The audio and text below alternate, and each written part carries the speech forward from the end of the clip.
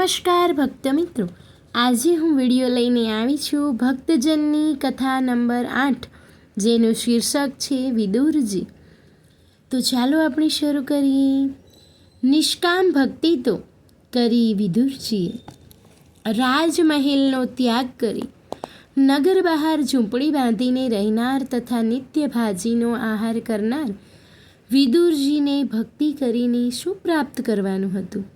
તેમણે ભક્તિ કરી તો ભગવાને દુર્યોધનના મિષ્ઠાન ત્યાગી અને વિદુરજીની ભાજી જમ્યા.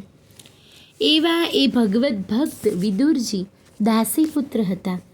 મહારાજ શાંતનુના પુત્ર વિચિત્ર વીર્યની 2 પત્નીઓ સાથેના વ્યાસજીના નિયોગથી તે બંનેને એક પુત્ર થયો.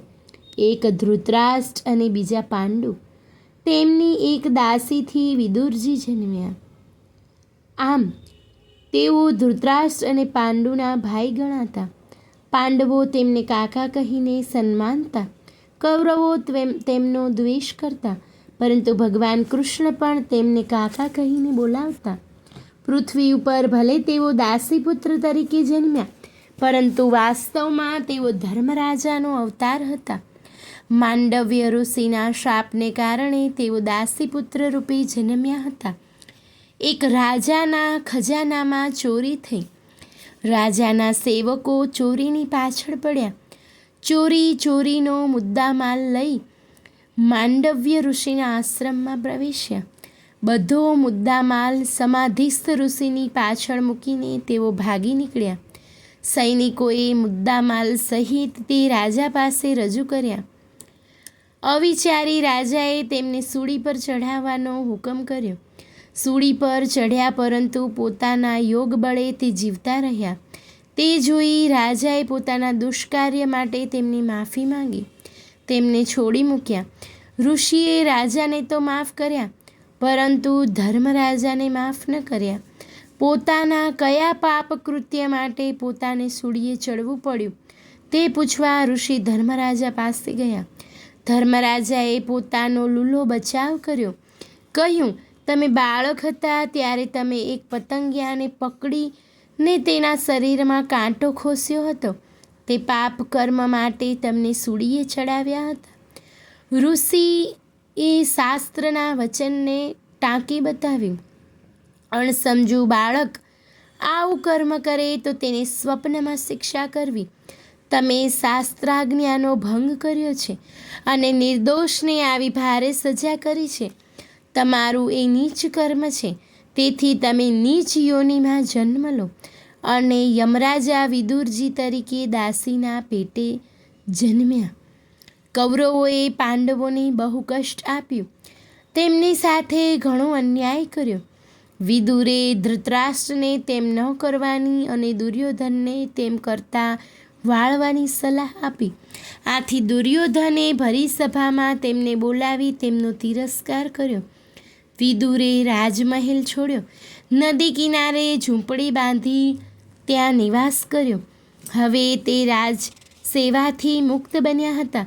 તેઓ પ્રભુ ભજનમાં સમય વિતાવવા લાગ્યા.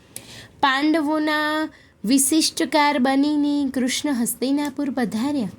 વિદુર તથા તેમના પત્નીની ભાવના જોઈ તેમણે દુર્યોધનના પકવાન છોડ્યા. તેઓ સીધા વિદુરની ઝૂંપડીએ પહોંચ્યા. વિદુરના પત્નીએ તેમને કેળાની છાલ ખવડાવી. તે તેમણે હોંશે હોંશે કાઢી. છતાં ભૂખ નહીં સમી હોય, તેથી ચારેકોર ખાંખા ખોડા કરીને ચૂલા ઉપર બાફવા મૂકેલી ભાજી ઉઠાવી. કેવળ બાફેલી ભાજી નહીં, મીઠું કે નહીં મસાલા, પરંતુ તેમણે તે ભાવથી આરોગી. વિદુરજીની ભાજી જમી પ્રભુ રાજી થયા. ભગવાનની વિષ્ટિ સફળ ન થતાં તેઓ પાછા ગયા. કૌરવોને યુદ્ધનું આહ્વાન આપીને તેઓ પાંડવો પાસે ગયા. ધૃતરાષ્ટ્ર ગભરાયા. વિદુરને બોલાવ્યા. વિદુરે કહ્યું, તારો પુત્ર તારા સમસ્ત કુળનો નાશ કરનાર અંગારો છે. એને છોડ. પાંડવોને તેમનું રાજ્ય પાછું આપ. પરંતુ સ્વાર્ધાંધ ધૃતરાષ્ટ્ર વિદુરજીની નીતિને ન અનુસરી શક્યા. દુર્યોધને તેમને બોલાવી તેમનું અપમાન કર્યું અને હસ્તિનાપુર છોડી જવા કહ્યું. વિદુરે હસ્તિનાપુર છોડ્યું તે સાથે જ કૌરવોનો વિનાશ વ્રજલેપ જેવો બની ગયો.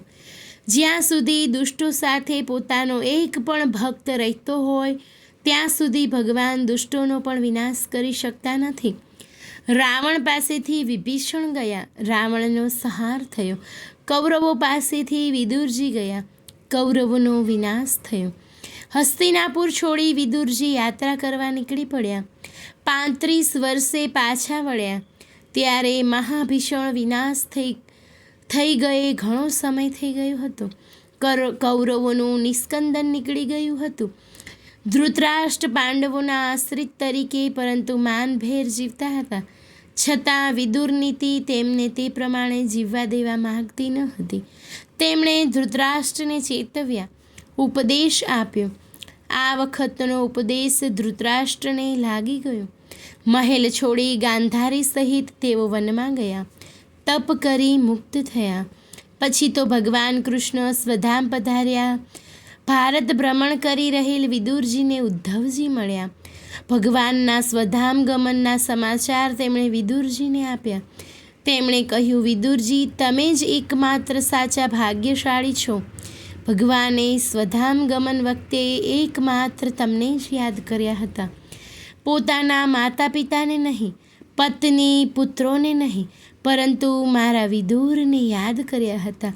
તેમણે કહ્યું હતું કે મેં જેનું લીધું છે તેને અનેક ગણું કરી દીધું છે, પરંતુ મેં વિદુરજીની ભાજી ખાધી, તેને હજુ સુધી કશું દીધું નથી. ઉદ્ધવ, તું વિદુરજીને મળે તો કહેજે કે પ્રભુએ તમને યાદ કર્યા છે. તે તમને બ્રહ્મજ્ઞાનનો ઉપદેશ આપવા માંગે છે. તેમણે મૈત્રેયજીને એ ઉપદેશ તમને આપવાની આજ્ઞા કરી છે. તેથી હે વિદુરજી, તમે ભગવાનના પરમ ભક્ત છો. મૈત્રેયજી પાસે જાઓ, તેઓ તમને બ્રહ્મજ્ઞાનનો બોધ કરશે. વિદુરજીએ મૈત્રેયજી પાસેથી બ્રહ્મજ્ઞાન મેળવ્યું. ઉદ્ધવજીએ તેમને તેમના અસલ સ્વરૂપ ધર્મરાજાનું જ્ઞાન આપ્યું. અંતે ભગવાનમાં મન લગાવી દેહ છોડી તેઓ પુનઃ પોતાના સ્વરૂપને પ્રાપ્ત થયા. આવી છે સુંદર કથા ભગવત ભક્ત વિદુરજીની. તો બોલો શ્રી કૃષ્ણ કનૈયા લાલ કી જય. ભક્ત વત્સલ ભગવાનની જય. ભક્ત વિદુરજીની જય. ધન્યવાદ ભક્ત મિત્રો. જો આપ લોકોને વિડીયો ગમ્યો હોય તો લાઈક કરજો, ચેનલને સબસ્ક્રાઈબ કરજો અને બેલ આઇકન દબાવવાનું ભૂલતા નહીં.